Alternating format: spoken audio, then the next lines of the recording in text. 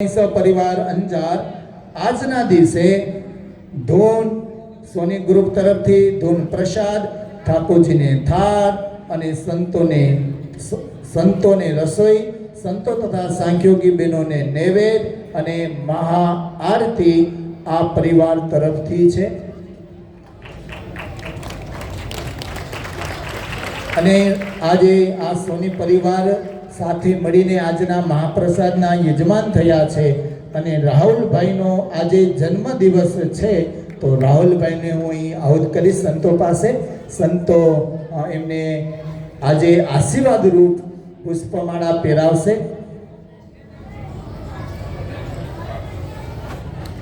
હાડો આ પરેશભાઈને હાર પહેરાવો. આજે આ રાહુલભાઈનો જન્મદિવસ છે. કેટલા વર્ષ થયા બેટા? હે રાહુલભાઈ, કેટલા વર્ષ થયા? 37 થઈ ગયા. હવે 30 બાકી, સમજી લેજો. એ પ્રમાણે શેરવા મંડી જાજો ભાઈ. આપની કઈ 100 વર્ષે આપે સદી મારી એવા નથી કહું. આ પફ ને દાબેલી ને વડાપાઉં ને કટકા રોટી ને આ ખાઈને કઈ હોવર કાઢવા નહીં. હા, હોવર ના નીકળે. હા, 60-70 બસ આપણે કહેશું બાય બાય ટાટા જય સ્વામિનારાયણ કહી અને મહારાજના ધામમાં હસતા હસતા જઈશું. એટલે આપણે રાહુલભાઈને તમામ વિપુલભાઈ કેમ રહી જાય? આવો વિપુલભાઈ, આવો. કટકા રોટીના યજમાન.